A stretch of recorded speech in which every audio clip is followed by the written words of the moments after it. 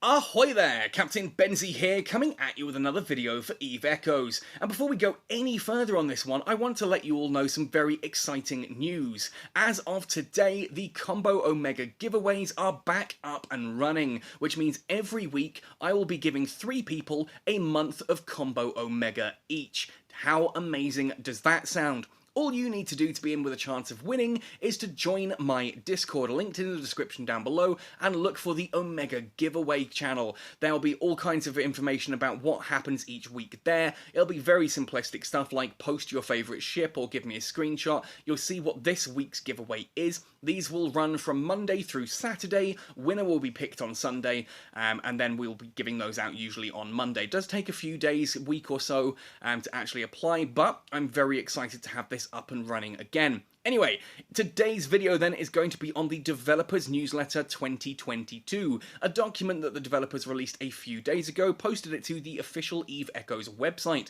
I'll put a link in the description down below so you can have a read along with me if you want, or have a look in your own time on this.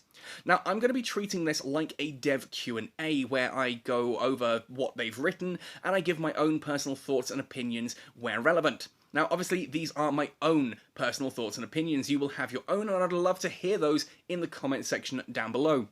This document is essentially a retrospective look at 2021 and an exciting sneaky peek into what's coming in 2022. There's a lot of really cool information in this, so I do think we should pretty much jump in right after the usual messages of if you enjoy the video, hit like, sub to the channel if you haven't already, and if you do want to go the extra mile to be awesome and support the channel, you can do so by checking out both our Redbubble merchandise store and indeed our Patreon. Anyway, all that said and done then, let's jump straight in on this one, the Eve Echoes Developers Newsletter 2022.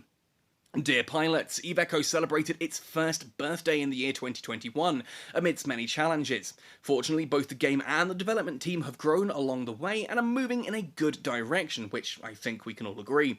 This has reinforced our belief to make Eve Echoes the coolest sci-fi role-playing game ever. Definitely on mobile, yes, 100%.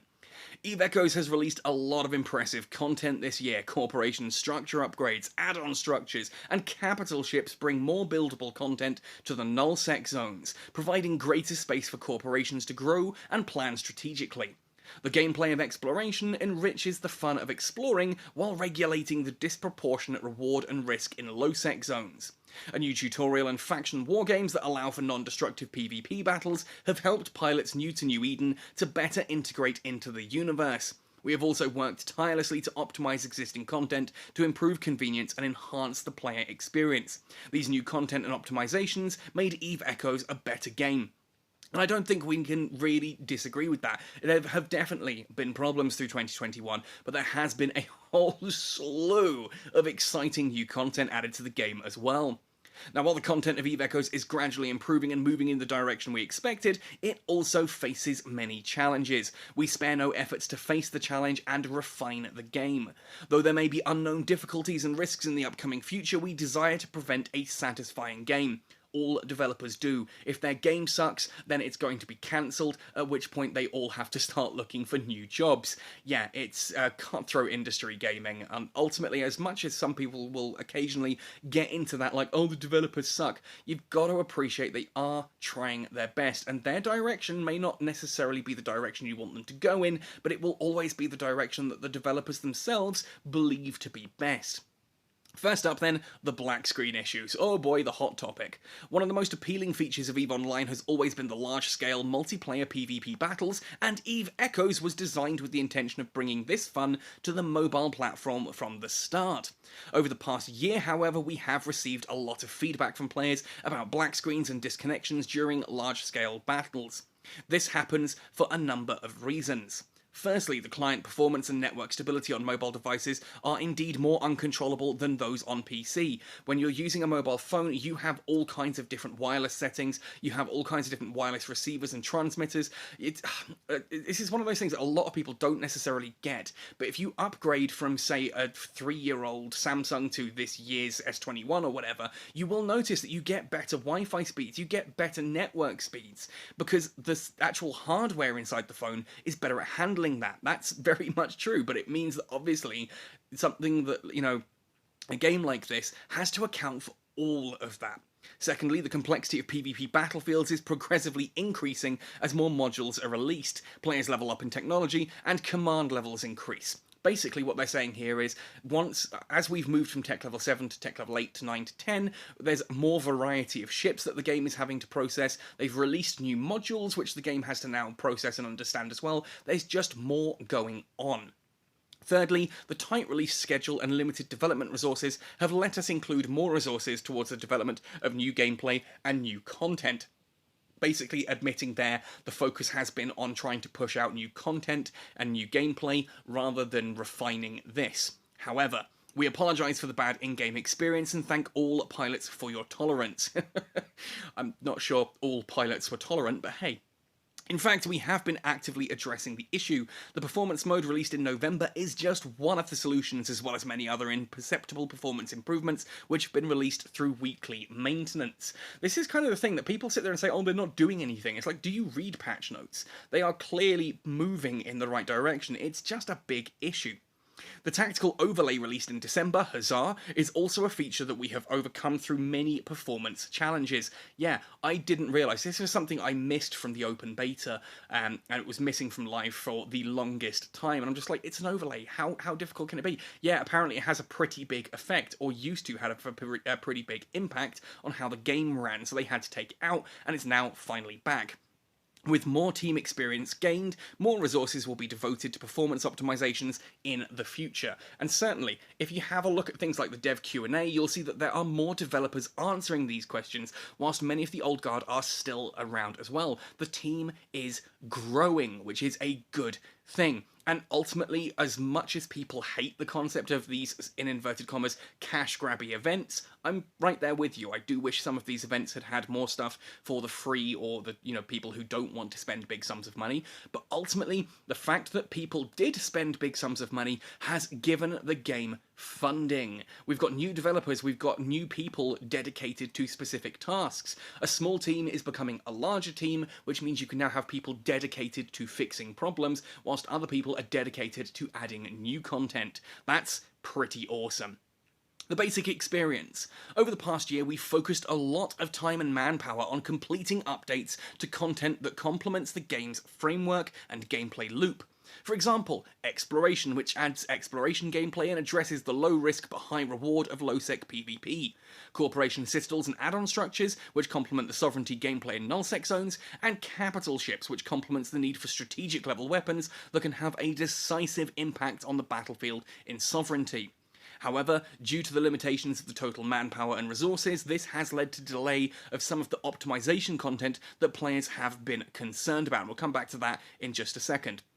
I do still agree that Exploration is not perfect. It's got a few bumps and hiccups here and there, but they talk about how the adding of scanners was there to address the low risk, high reward of low sec PvE. There's a bit of a typo there, that it used to be very low risk, high reward for doing low sec PvE, and that has now been addressed. The market is in a lot better, more stable position. I know some people are still sad about that.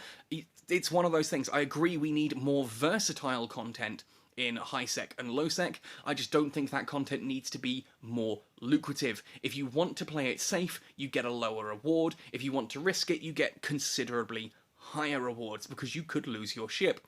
That's the point.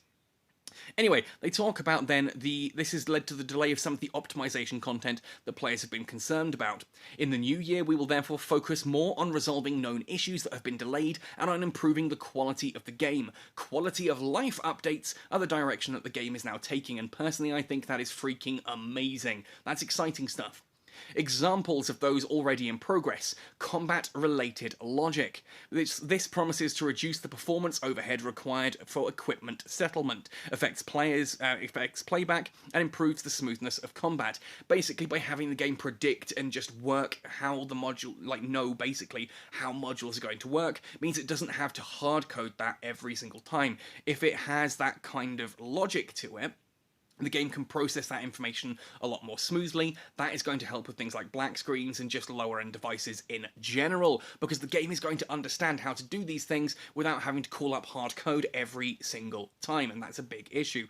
Big change, very happy. Underlying drone code, huzzah! For those of you who don't know, drones currently are implemented as little mini ships, which means they have a full stat list of everything. That means if you had sort of a, 100 person versus 100 person fight before, it was just 100 ships. Whereas if you have 100 drone ships, each with 4 drones each, that's now 500 ships that the game has to work with. And here they say that they're aiming to fix the problem of drones being able to attack beyond their command range, which has not been entirely fixed. Okay, so I kind of jumped the gun there, but that is still an issue that does need to be addressed as well, and I hope they are looking into that in underlying drone code. Definitely the fact that drones are able to attack beyond their command range, that if you set a drone to fly at 40 kilometers away and you have 40-kilometer drone control, then you move to 45, well, the drones should all come back to you. And right now it tends to be that one of them will still stay on target, which is not good. Finally then, underlying local channel and chat, it addresses the current issue of standing being displayed incorrectly. This is where you will actually have a red in system and the game just doesn't let you know because there have been bugs and issues with this. Now, from what I gather, most of this has been solved, but of course there's still work to be done. This is not a bug you want to even have like a 3% chance of happening. This is the kind of bug you don't want ever happening, because it sucks to lose a ship because the information you were given was incorrect. Finally then, balancing adjustments. In EVE Echoes, players are faced with a very large variety of environments and encounters. The main challenge of numerical balancing for the development team is that there are so many cases to focus on, and the interferences of different scenarios are also obvious. We've previously concluded 2 effective approaches. One is to confirm the scope of adjustments to be made in each numerical balancing release through both statistics and player feedback to ensure that the numerical issues affecting most players are covered. The other is to avoid frequent balancing adjustments so that players do not need to repeatedly adapt to new numerical changes. Now, I'm still personally in the field against this. I get that it's complex. Believe me, I understand that it's complex. If you make a ship slightly better, it has a massive knock-on effect. It can affect PvE, it can affect PvP. When you combine it with certain weapons and modules, a small change can make something absolutely massive as it all rolls out and snowballs into effect. What I don't agree is that the other is to avoid frequent balancing adjustments. I think if, rather than doing one big balance adjustment and then having to sit and watch it all closely and cross your fingers and hope that it all works, to me it makes more sense to change one thing, or a couple of sort of seemingly unrelated things, and then watch how that happens over a couple of weeks, collect feedback, see if people are using it, and then either roll it back or even add more if needs be, or you can then go, cool, that worked, and you move on to the next change. You do lots of little frequent changes, and to me that's much more manageable than doing one big one, because for the exact purpose that everything is connected. So if you change 50 things and something suddenly breaks, you have 50 things to consider.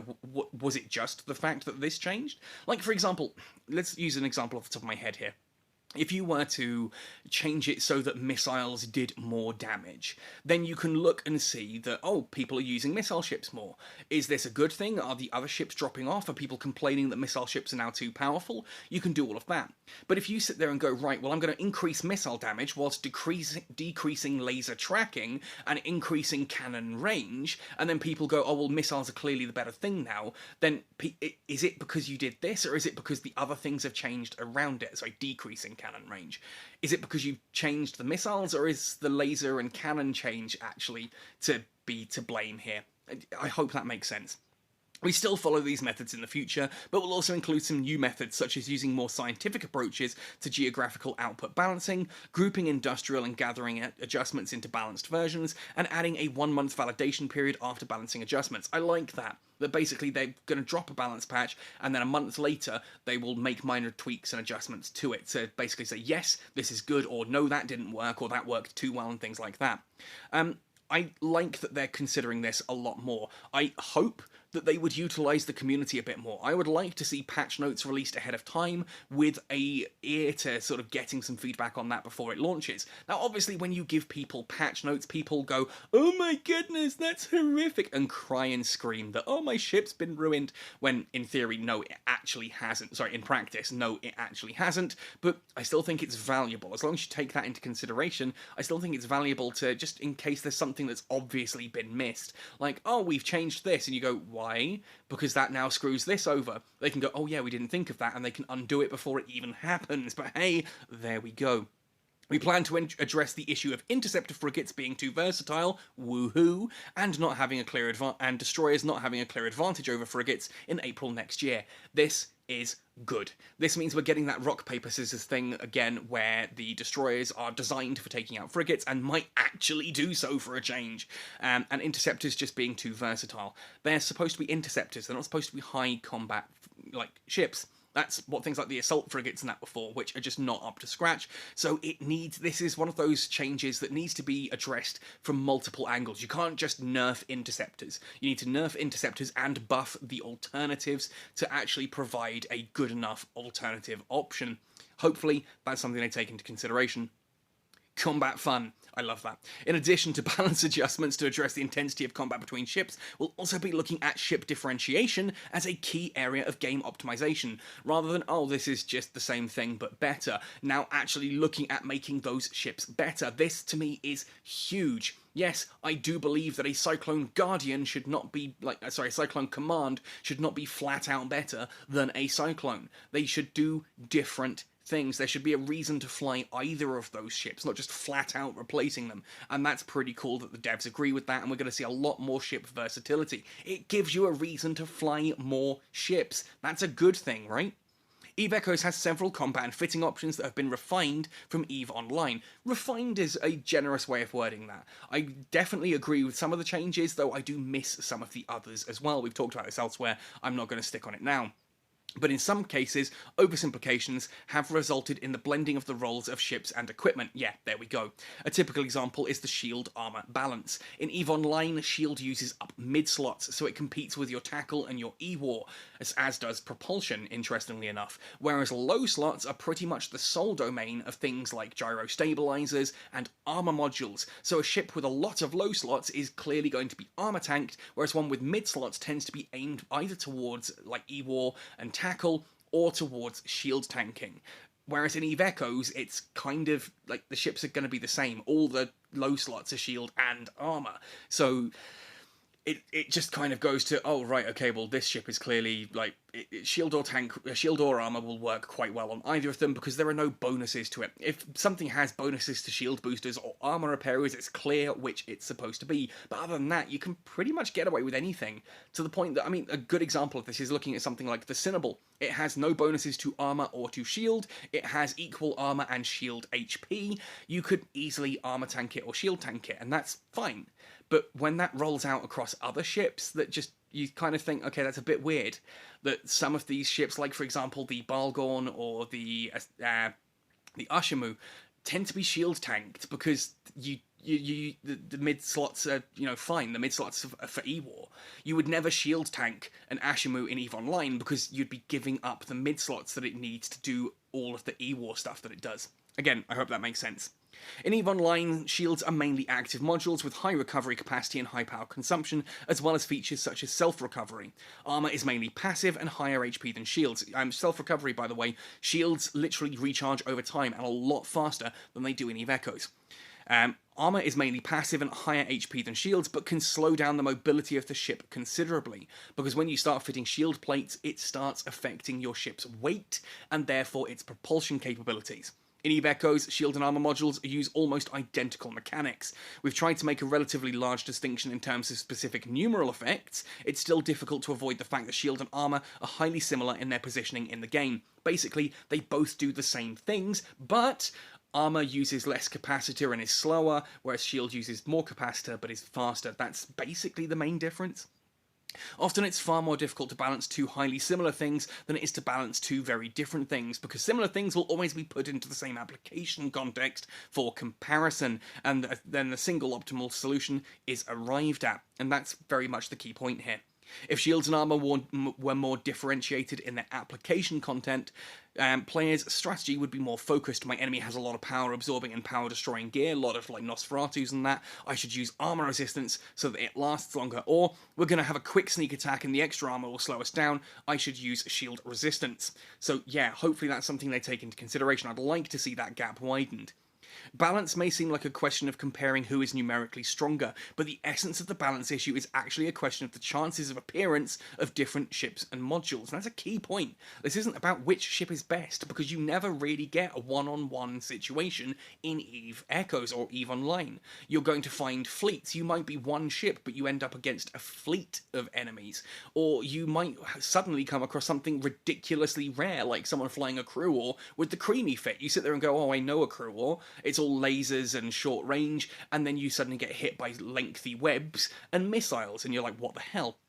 Being equally strong does not increase the chances of appearance of different modules, but more differentiated features and application scenarios can do so. In the subsequent design of new ships and equipment, as well as the adjustment of some old ships and modules, we'll pay more attention to differentiation, and there may be some new modules with more differentiated characteristics released, while the old homogeneous module will be gradually retired. This means that balance isn't about forming a meta of just which ship is best. It's about looking at all of the different options and providing as many options as possible. And right now, things like shield and armor don't really provide all that much of a difference between each other. So they're looking to possibly make them more different and thus easier to balance and a much more meaningful choice. Then we come to insurance. Hoo boy. The first phase of the insurance was aimed at reducing combat players' losses. That's a point that I think is worth repeating. It was aimed at reducing combat players' losses. That is the key point of insurance. If you make changes to insurance that modify that, well, you don't serve the purpose. Since the introduction of the insurance in February 21, it has helped many combat players by improving their experience and making them more willing to engage in combat. At the same time, the introduction of insurance has also led to a varying reduction in the rate of consumption of items such as ships, modules, and rigs, which has inevitably had an impact on the income of producers of these items. Having completed the first phase of the project, our second phase was to increase the labour value of players. We have subsequently made a number of optimizations related to this. For example, increasing the number of corporation insurance offices, increasing the recovery of dead modules and rigs, increasing the recovery of minerals through tier 10 ship industry adjustments and corporation outpost upgrades, increasing the number of insurance plex sell orders, and item purchase orders through system bonuses. So there have been adjustments and changes. The second phase of the goal is incomplete yet.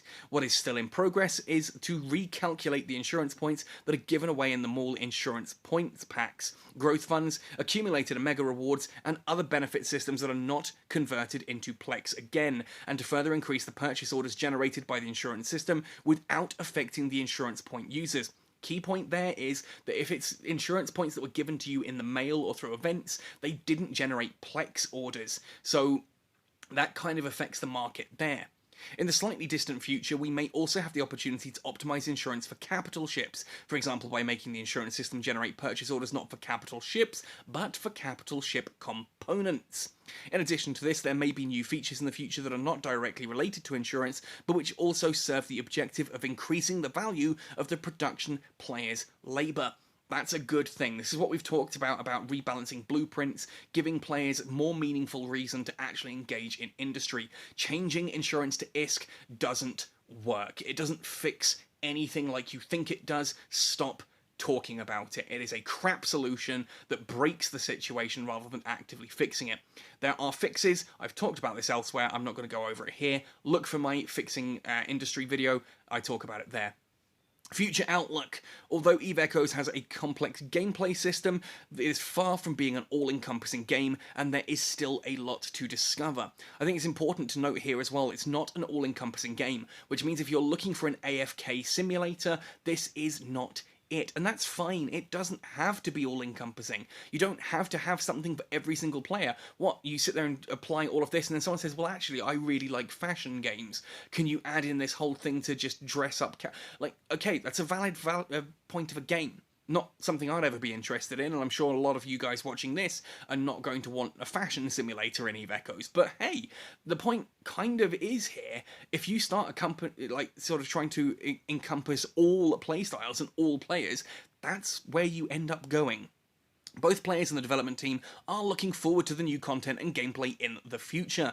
When planning new content, we aim for the best rather than the most. Not sure I agree with that. 2021 looks like it was very much about the most rather than the best, but hey, we're going back on that and fixing it all now.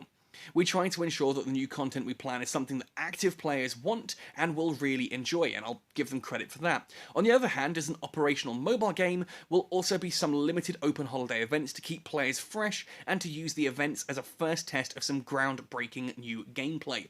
This is why I'm hoping that like some of the stuff that we've seen, like the exploration and the star charts and things like that we had as part of the recent events, hopefully that does come into exploration permanently. That was a lot of fun. I'm hoping that things like the linking of the 3 items, you know, having the ticket, the stuff that we used in the Sun Chaser event, that was really cool, and I'd love to see more of that as well. More holiday events is always a good thing in my opinion, and more gameplay events always a good thing too. Infinite Lagrange just did a really cool one where, as part of the New Year's celebration, there was a mini game where essentially you got to kind of like probe planets, and you did so by using this little mini game where you fired probes at different points around the planet. So basically kind of almost like one of those block breaker games where you control the arrow and you have to launch it to hit the target kind of thing. But obviously the planet's gravity affects the trajectory of your of the launch. It was a lot of fun. And you then had like asteroids or moons and things orbiting the planet that you had to avoid as well. Really cool gameplay and completely outfield of what Infinite Lagrange usually is. And I'd love to see more stuff like this in Eve Echoes as well. Just random stuff that you can enjoy that's not just piloting ships around and shooting things. Anyway, we will continue to invest in both of these areas in the coming year. Eve Echoes hopes to make a breakthrough in the following areas. Number 1, improved combat fun, more playable PvE and PvP content, which is definitely happening. We know that there's a 3v3 faction war games mode coming where you can use your own ships, or your own fittings rather, because you won't lose the ship if it's destroyed. 2, improve player cooperation, enrich corporation gameplay, improve the convenience of corporation collaboration, and enhance the efficiency of ship combat. That's all very cool. Improve the game's stability, client-side and server-side performance optimization, more flexible and effective time dilation mechanism. So this is really cool. This looks like basically going into the new year, quality of life, bug fixes, and sort of making things more interesting. What we currently have is an excellent foundation. It's now building on that and making something really special out of it. We sincerely thank all pilots for your support and encouragement, and we're also very grateful for your critical feedback. The development team has been playing Eve Echoes with everyone, enjoying it together, griping about it together, and improving it together. New Eden will be better tomorrow. Eve Echoes development team, written in Guangzhou, China on 31st of December 2021. Personally, I am super excited about pretty much everything here. 2021, all things considered, was a good year for Eve Echoes. We got a whole slew of new exciting content. Some of it was better than others, some of it works better than others. But ultimately, when you look back on what was added through the year, they're not lying. There was a lot of stuff added, a lot of exciting new content, a lot of it which doesn't feature in EVE Online. So people saying that, oh, all they have to do is copy EVE Online. No, if you want to play EVE Online, go play EVE Online. Heck, if you've got an Android phone, most of these that nowadays can actually support USB-C keyboards and mice. You can literally use Steam Link to play EVE Online on your phone if you wanted. Eve Echoes is a different game, and I like the fact that they're doing new, exciting things with it. I'm really, really hype for what's coming in 2022. Maybe some of it's not as exciting as it could be, at face value, but for me, balance changes, like redefining the ships and sort of adding new functionality and differentiation, to me that is the most exciting thing, and I would rather have that than new exciting ships. That is new exciting ships. What am I on about? I'm hype. I'm super hyped for 2022. April is going to be an amazing month for me. Obviously, I'm going to be going back over the Catskull Academy videos soon as well to redo a whole load of those, so I have a complete beginner situation there. I do encourage you guys, come and watch those. Let me know if you think I've missed anything. Promote the heck out of them if you've got new players joining your corporation. I want to help new players out and all that kind of thing. Eve Echoes, to me, is becoming super hyped for 2022. There's a lot of exciting stuff going on. April, as I said, is going to be huge, but there's a lot to look forward to even before that. Anyway, folks, those are my thoughts and opinions. That's the Eve Echoes Developers Newsletter 2022. Let me know your thoughts and opinions in the comment section down below. do stay tuned to the channel. There's going to be a double dev Q&A this week because I missed last week's one. There's some pretty cool stuff there as well. Anyway, folks, thanks for watching, happy sailing, and see you in New Eden!